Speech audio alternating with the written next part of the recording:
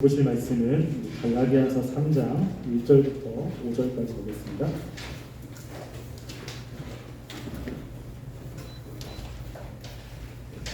갈라디아서 3장 1절부터 5절까지입니다. 한 절씩 교독하겠습니다. 어리석은 갈라디아 사람들아, 예수 그리스도께서 십자가에 못 박히신 것이 너희 눈앞에 밝히 보이거늘 누가 너희를 꾀더냐?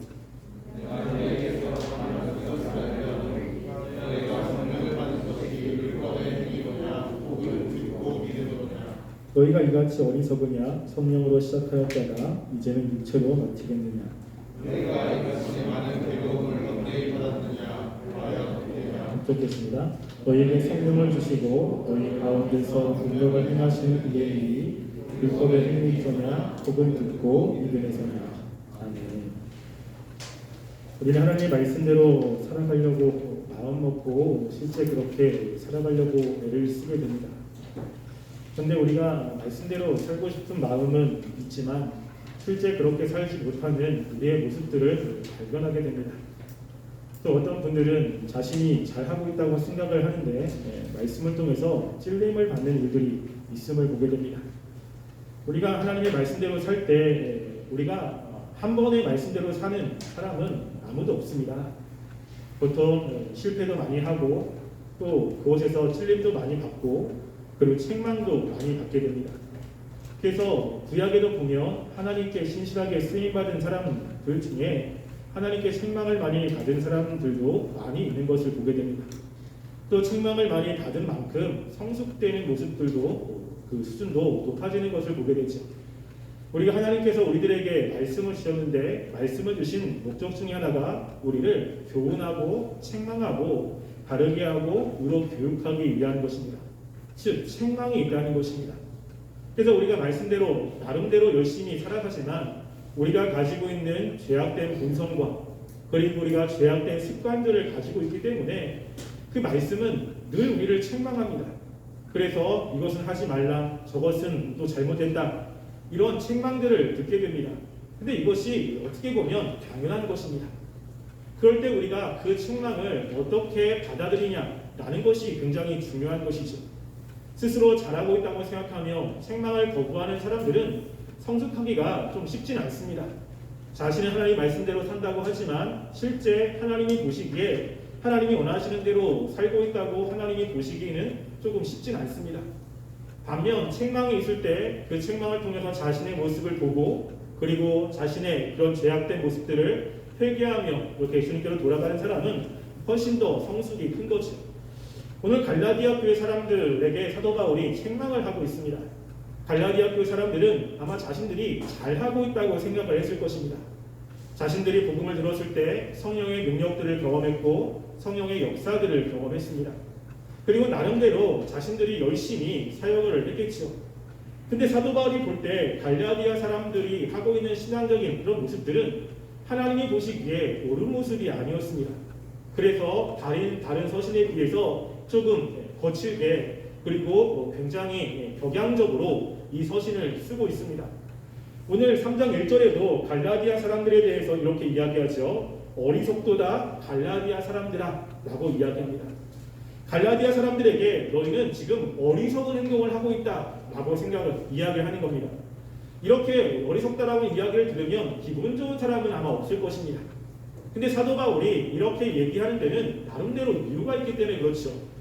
그래서 갈라디아 사람들이 그렇게 사도 바울이 이야기를 한 데는 그들이 말씀대로 산다고 하지만 말씀에서 벗어났기 때문입니다. 그래서 우리가 갈라디아 사람들이 어떻게 해서 말씀에서 벗어났는지 이들이 가지고 있는 문제가 어떤 것인지를 말씀을 통해서 함께 살펴보려고 합니다. 지금 사도 바울은 갈라디아 사람들을 책망하면서 5가지의 질문을 던집니다. 1절부터 5절까지의 내용 가운데 그게 포함되어 있습니다.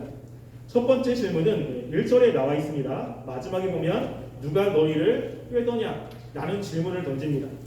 두 번째 질문은 2절에 나와 있죠. 그래서 마지막에 보면 너희가 성령을 받은 것이 율법의 행위로냐 혹은 듣고 믿음에서냐? 라는 질문을 던집니다. 세 번째는 3절에 나와 있습니다. 그래서 성령으로 시작하였다가 이제는 육체로 마치겠느냐? 네 번째 질문은 4절에, 다섯 번째 질문은 5절에 나와 있습니다. 사도 바울이 이렇게 질문을 던진 것은 왜냐면 이 질문이 어려운 질문은 아닙니다.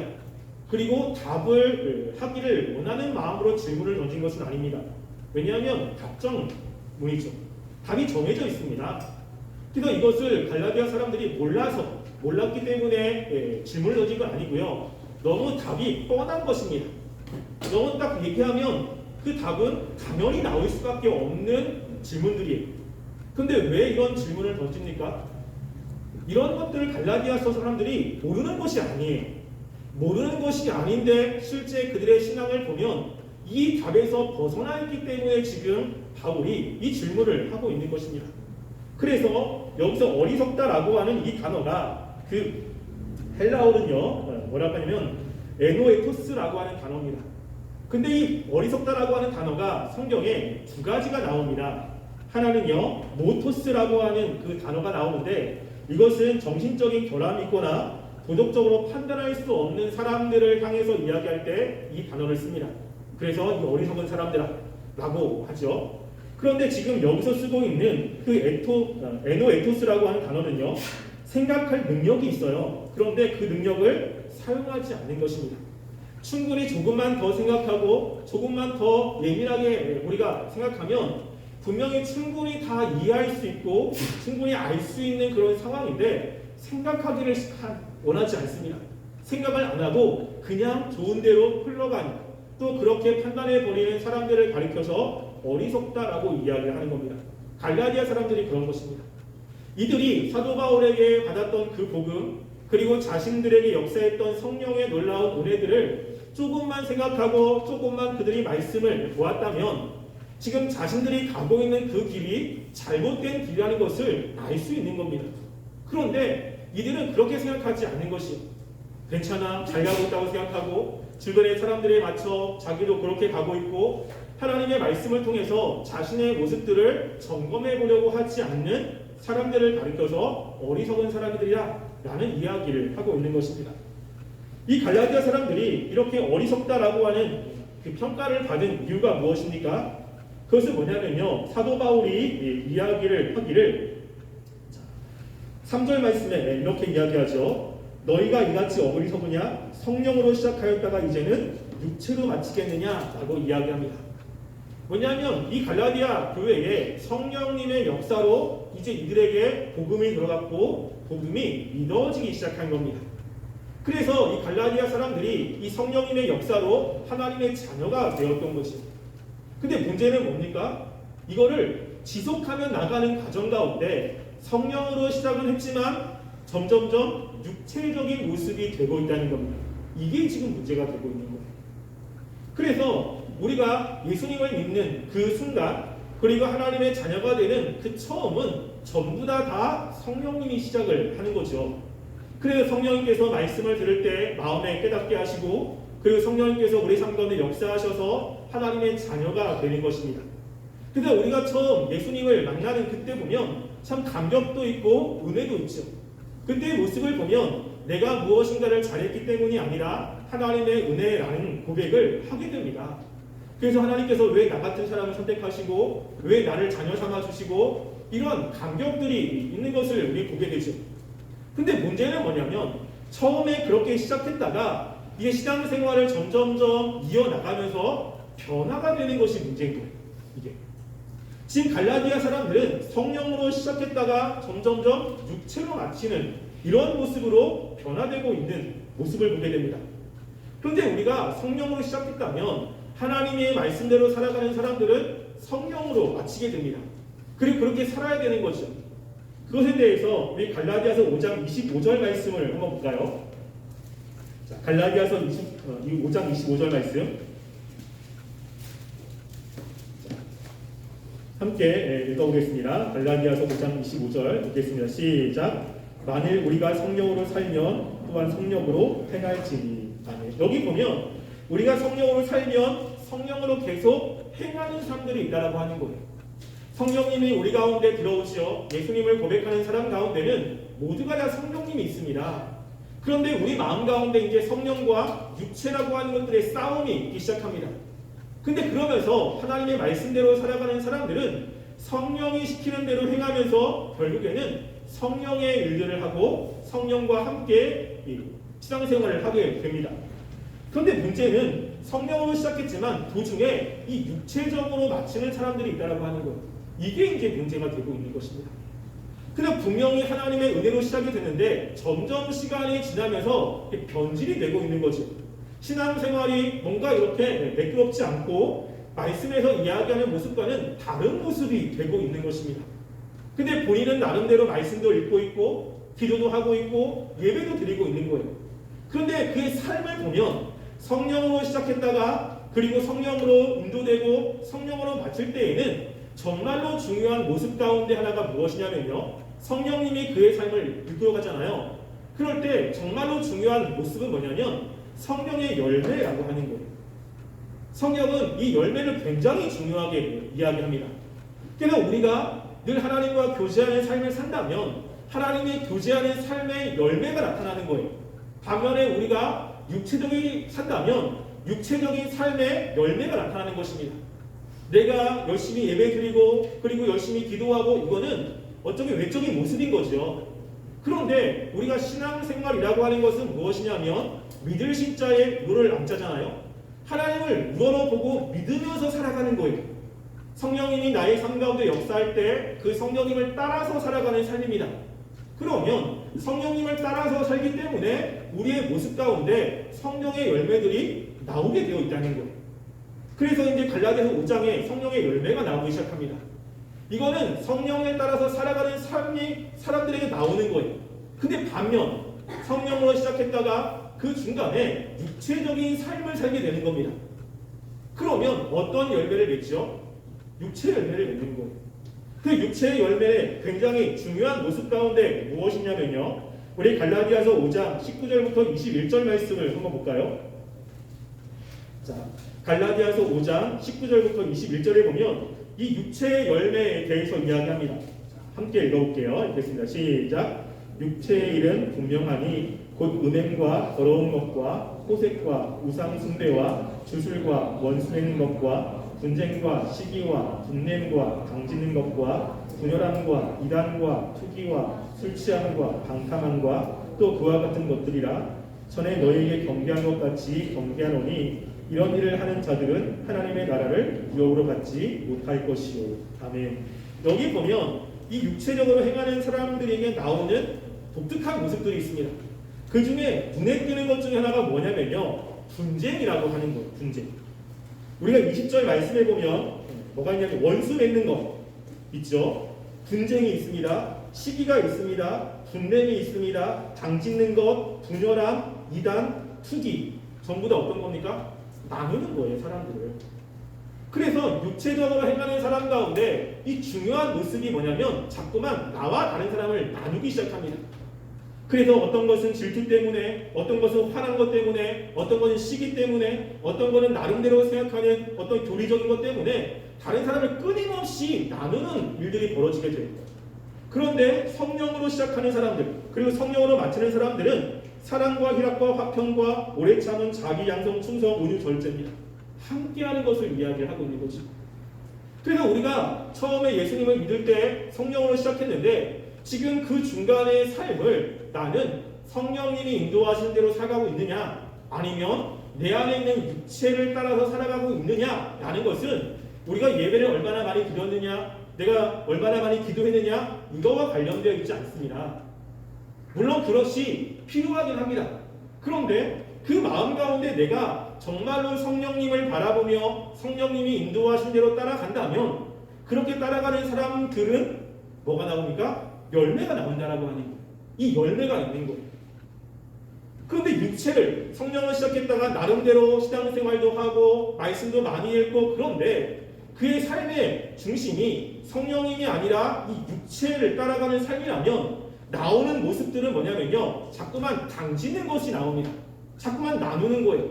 이거 틀렸고 저거 틀렸고 저 사람은 왜 저렇고, 그리고 무엇인가 잘하면 시기가 막 생기고 나를 인정하지 않으면 그것 때문에 내가 견딜 수 없고, 여러 가지 것 때문에 사람들과 자꾸만 분열을 하기 시작합니다. 뿐만 아니라 육체적인 살아가는 사람들의 나오는 특징 중에 또 무엇이냐면요. 5장 21절에 보면 술 취함과 방탕함이 나옵니다. 무엇이죠? 무절제함이 있어. 삶이 절제가 안 되는 거예요. 그래서 성령께서는 우리의 삶을 하나님이 원하신 대로 인도하는데 자꾸만 내가 하고 싶은 대로 합니다. 왜? 정욕이 그 사람을 사로잡기 때문에 자꾸만 자기가 하고 싶은 것만 하는 거예요. 그래서 그의 삶이 절제가 잘 안 됩니다. 쾌락적이고. 그런데 성령님을 따라가는 사람의 삶의 모습 가운데 뭐가 있습니까? 절제가 있는 거예요. 절제가. 하고 싶어도 하나님이 원하시지 않기 때문에 인내합니다. 절제하는 것이 있는 거죠. 이 모습이 다르다고 하는 거예요. 그래서 그 사람이 성령님으로 시작했다가 지금 성령의 인도 가운데 있느냐 아니면 육체 가운데 있느냐라는 것은 얼마나 예배를 많이 드렸느냐, 얼마나 기도를 많이 하느냐, 무엇을 하느냐 이게 중요한 게 아닙니다. 그 사람의 모습이 지금 어떤 모습이냐라고 하는 거예요. 지금 갈라디아 교회 사람들은 지금 육체로 이제 되었기 때문에 자꾸만 나누기 시작하는 거예요. 그래서 너희들이 율법을 행했느냐, 왜 그걸 안 했느냐라는 것을 가지고 사람들을 나누기 시작하고 그것으로 행한 사람들은 그들을 높이 평가하고 행하지 않으면 그들을 낮게 평가하고 하나님의 자녀가 아니라고 이야기하고 이러면서 나누는 일들이 지금 벌어지고 있는 것을 보게 됩니다. 그래서 우리가 중요한 건 뭐냐면 우리가 하나님께서 우리 가운데 은혜를 주셔서 하나님의 자녀로 삼아 주셨는데 그 이후에 내가 어떻게 살고 있느냐 이게 굉장히 중요하다는 거예요. 갈라디아 교회 사람들이 처음에 예수님을 믿고 난 다음에는 정말로 성령을 따라 살아가는 삶에 열심이었습니다. 그래서 우리가 갈라디아서 3장에 보시면요. 자, 3장 4절 말씀 한번 볼까요? 자, 갈라디아서 3장 4절 말씀입니다. 자, 함께 읽어보겠습니다. 시작. 너희가 이같이 많은 괴로움을 헛되이 받았느냐? 과연 헛되냐? 여기 보면 너희가 이같이 많은 괴로움을 헛되이 받았느냐라고 이야기하죠. 뭐냐면 하나님의 말씀대로 살아갈 때 그들은 힘든 일들이 참 많았습니다. 하나님의 말씀을 듣고 하나님의 자녀가 될 때 어려운 일들이 되게 많았던 거예요. 왜냐하면 그 당시 예수님을 믿는다라고 하는 것은 그의 삶의 어려움이 찾아올 수밖에 없습니다. 왜냐하면 그 당시의 사람들은 로마 제국의 시민으로 살아갔고 로마 제국의 시민은 자신의 왕, 그 황제를 숭배하는 사상 속에 살았습니다. 근데 황제가 아니라 예수님을 믿는다라고 한다면 그의 직장으로부터도 따돌림을 당하고 직장 생활도 굉장히 어렵고 경제적인 생활도 굉장히 힘든 일이 있는 거죠. 그런데 그런 어려움의 속에서도 하나님의 역사하심으로 예수님을 믿고 고백하는 모습으로 나아간 거예요. 그때 그 믿고 고백하며 살아가는 것이 갈라디아 사람들에게는 굉장히 힘든 일이었습니다. 그럼에도 불구하고 다 견뎠던 거예요.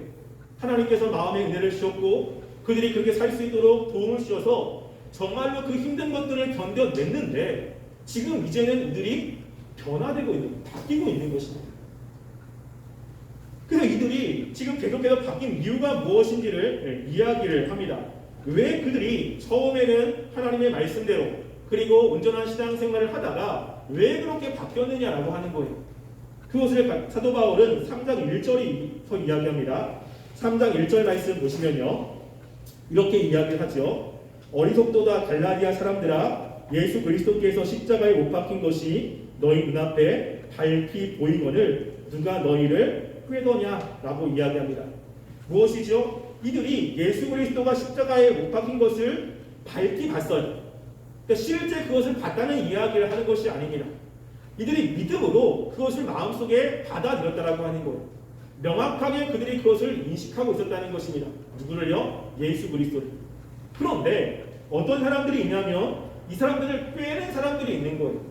옆에서 예수 그리스도를 보지 않고 다른 것을 보게 만드는 사람들이 있다는 것입니다. 그것이 무엇이죠? 율법이었습니다. 그래서 예수님이 우리를 위해서 돌아가신 것, 예수님의 십자가의 은혜, 그리고 이런 것들을 이야기하면서 예수님만 바라봐야 되는데 이 유대인들이 와가지고 자꾸만 뭘 바라보게 하냐면 율법을 바라보게 하는 거예요. 그래서 이스라엘 그 유대인들을 바라보게 하고 유대인의 역사를 바라보게 하고 유대인들이 과거에 하나님의 백성으로 살았던 것들을 보게 하면서 예수님이 아니라 뭘 보게 만듭니까? 다른 것을 보게 꿰는 사람들이 있는 거예요. 예수님만 바라보며 나아가면, 그 하나님의 은혜만 바라보며 나아간다면 이들은 그 자신을 자랑할 수가 없습니다. 그리고 자신 가운데 역사했던 그 은혜들을 기억하며 살아갈 텐데 자꾸만 예수님을 잃어버리는 거예요. 하나님을 잃어버리고 다른 것들이 자꾸만 눈에 들어오기 시작합니다. 무엇을 해야 되고, 무엇을 하나님께 작정해야 되고, 이것도 해야 되고 저것도 해야 되고, 이게 자꾸만 눈에 들어오면서 그것만 하려고 그러는 겁니다. 그러면서 이들은 그 운전한 길에서 이탈하고 있는 모습을 보게 되죠. 그래서 지금 사도 바울은 5절 마지막에 이렇게 이야기를 하지 않습니까? 율법의 행위에서냐 혹은 듣고 믿음에서냐 라고 이야기하는 겁니다. 하나님께서 우리들에게 성령을 주시고 그리고 우리들 가운데 능력으로 행하시는 것, 과거에 이들에게 이것이 있었어요. 그래서 자신들이 하나님의 은혜를 경험했고 하나님이 자신의 삶 가운데 역사했던 것을 경험했던 분명한 것이 있습니다. 근데 너희들이 과거에 그렇게 하나님의 은혜를 경험하고 그리고 하나님이 역사하시는 것들을 그렇게 경험한 것이 과연 너희들이 행함으로냐 아니면 듣고 믿음으로냐 라고 질문을 하는 겁니다. 여기는 답은 무엇이겠습니까? 답은 뻔하죠. 무엇입니까? 믿음이라고 하는 겁니다. 그래서 지금 이들이 하나님의 역사가 믿음으로 되었고 그동안 그렇게 해왔는데 자꾸만 예수님이 아니라 다른 것들을 보면서 그것을 집중하면서 이들의 신앙이 변질되고 있는 것을 보게 됩니다. 그래도 마찬가지예요. 여러분 처음에 우리가 예수님 믿었을 때는 예수님의 십자가의 은혜 이런 것이 굉장히 좋잖아요. 또 그것이 참 감사합니다. 근데 교회에 들어오면 자꾸만 뭐가 자꾸 많아요. 예배도 드려야 되고 기도도 해야 되고 말씀도 10장 읽어야 되고 새벽 기도도 해야 되고 그래서 헌금도 해야 되고 봉사도 해야 되고 그래서 그런 것들을 하지 말라는 이야기가 아니에요. 그걸 할 때 정말로 감사하는 마음으로 그것들을 하는 것은 너무나 중요한 것입니다. 예배를 왜 드려요? 감사하니까. 하나님과의 교제 때문에. 기도하는 것도 하나님의 은혜가 없으면 살 수 없기 때문에. 그런데 이렇게 열심히 예배를 드리고 또 기도를 많이 하면 어떤 일이 벌어지냐면 신앙이 좋다라고 하는 칭찬이 듣기 시작하는 겁니다. 그리고 그러면서 어떤 문화가 이렇게 생기기 시작하냐면 신앙생활을 하려면 정말 잘하려면 제대로 하려면 예배는 다 빠지면 안 되지. 그 예배 제대로 하려면 새벽기도 나와야지. 힘들고 어려운 상황 속에서도 주님을 위해서 새벽 기우는 거 그거 못하겠어? 그렇게 해야 신앙이 좋은 거 아니야? 그래야 하나님의 은혜를 더 많이 받지 않아? 말씀도 정말 많이 봐야지. 하루에 10장, 하루에 20장 더 많이 보면 많이 갈수록 신앙이 더 좋은 거니까 열심히 해야지라고 하는 이런 율법주의적인 것들이 들어오기 시작하는 거예요. 여러분 이것이 나쁘다는 이야기가 아닙니다. 뭐냐면요. 그것을 하는 목적이 무엇이냐라고 하는 거예요. 왜 그것을 하냐는 거죠. 그리고 그것을 이야기하는 그 기준이 뭐냐, 그 목적이 무엇이냐가 중요하다는 것입니다. 여러분 말씀을 10장 보는 것과 말씀을 5장 보는 것 가운데 10장과 5장 간에 어떤 사람이 신앙생활을 잘하겠습니까? 일반적으로 생각하기. 하루에 말씀을 10장 봐요. 하루에 말씀을 5장 봅니다. 어떤 사람이 신앙생활을 잘합니까? 말하기가 좀 그렇습니까? 못하셔가지고. 우리는 그래요. 10장이죠. 그래요. 근데 아니에요. 5장 보는 사람이 신앙생활을 더 잘할 수도 있습니다. 10장을 보는데 10장을 채우기 위해서 보는 사람은 말씀을 통해서 아무것도 느끼지 못해요. 그런데 시간이 정말 없는데 정말로 내가 하나님의 말씀이 없으면 살 수 없기 때문에 정말로 시간을 쪼개가지고 5장을 정말 집중해서 봤습니다. 그러면 그 5장을 보는 사람 가운데 은혜가 있는 거죠. 5장이 아니고 1장밖에 못 봐요. 근데 정말로 그때 마음을 집중해서 하나님의 은혜를 사모하는 마음으로 말씀을 본다면 10장보다요 1장 본 사람들이 훨씬 은혜가 있습니다. 훨씬 성숙이 있는 거예요. 기도도 마찬가지입니다. 우리는 무엇인가 많이 해야 좋다고 이야기하지만 많이 하는 것보다 더 중요한 것은요 질이잖아요. 질. 어떤 마음을 가지고 하느냐. 그런데 그런 것들을 판단할 수 없으니까 뭘 가지고 판단을 하냐면 얼마나 했느냐, 얼마나 많이 했느냐, 너 몇 장 읽었어, 새벽기도 나와, 이런 거 가지고 사람들을 평가하며 그리고 그것을 열심히 하면 신앙생활이 좋고 그렇게 해야 또 하나님의 은혜를 많이 받는다고 생각합니다. 그 간증 가운데 그런 거 되게 많잖아요. 내가 새벽기도 정말로 빠지지 않고 40일 했더니 하나님이 은혜를 주셨어. 그럼 하나님의 은혜를 받기 위해서 뭘 해야 되는 거죠? 새벽기도 40일을 해야 되는 거예요. 근데 우리가 하나 생각할 건 뭐냐면요. 그러면 새벽기도 40일을 하면 다 원하는 것들을 얻습니까? 원하는 거 없나요? 서울대 가려고 40일 새벽기도를 한다. 40일 새벽기도를 해서 서울대 갔다. 그러면 고등학교 3학년 아이들이 새벽기도 40일을 다 하면 다 서울대 갑니까? 아니거든요. 못 가는 친구들도 있어요. 그럼 어떤 사람이 그래요. 아, 저 못 갔는데요. 그럼 뭐라고 이야기하면 믿음이 없다. 믿음이 없어가지고 못 간다고. 이런 이야기를 하는 거예요. 우리가 처음에는 하나님의 은혜로 시작하지만 우리가 신앙생활하는 그 모습이 하나님께 헌신된 사람들이 하는 그런 모습이 기준이 되면서 그 정도로 해야 된다라고 하는 율법주의로 갖고 갑니다. 그래서 하나님의 은혜보다 그리고 하나님이 주시는 것보다는 자꾸만 해야 돼 이것들이 마음에 부담으로 찾아오기 시작하는 거예요. 그러면서 뭘 하냐면 그것을 하는 사람과 하지 않는 사람들을 구분하기 시작합니다. 그러면서 안 하면 신앙이 없고 그리고 하나님의 은혜가 없는 사람, 하면 무엇인가 대단한 사람, 그러면서 열심히 하는 사람들을 시켜 세우기 시작하고 자신이 열심히 하면 다른 사람에게 자랑을 하기 시작합니다. 무엇이죠? 교만한 것, 율법주의. 지금 여기 사도 바울이 율법의 행위를 굉장히 좋지 않게 이야기를 합니다. 그래서 우리에게 이런 것들이 있다면 잘못 가고 있는 거예요. 그것을 하냐 하지 않냐라고 하는 것이 아니라 내가 그것을 하는 목적이 무엇이냐, 왜 내가 그렇게 하느냐, 그것이 하나님의 은혜 때문에, 내가 하나님을 더 알고자 하는 마음 때문에, 하나님의 은혜가 없으면 내가 살 수 없기 때문에 한다면 그것은 나에게 정말로 큰 유익이 됩니다. 그걸 하는 것은 이 여기서 얘기하는 믿음과 관련이 있습니다. 그런데 그것은 안 하고 그거 했어. 야, 오늘 내가 성경을 5장 읽어야 되는데 5장을 못 읽어가지고 마음에 찜찜해. 그 찜찜함을 달래기 위해서 5장을 읽었다. 그래 마음에 안심이 된다. 그런 것은 무엇입니까? 이 행위와 관련이 되어 있는 것입니다. 그래서 우리가 신앙생활할 때 중요한 게 그거예요. 내가 정말로 하는 그 행위 자체가 목적이 어떤 거냐, 하나님의 은혜 때문이냐, 아니면 내가 하려고 하는 행위 자체에 관심을 갖느냐, 이게 굉장히 중요하다는 것입니다.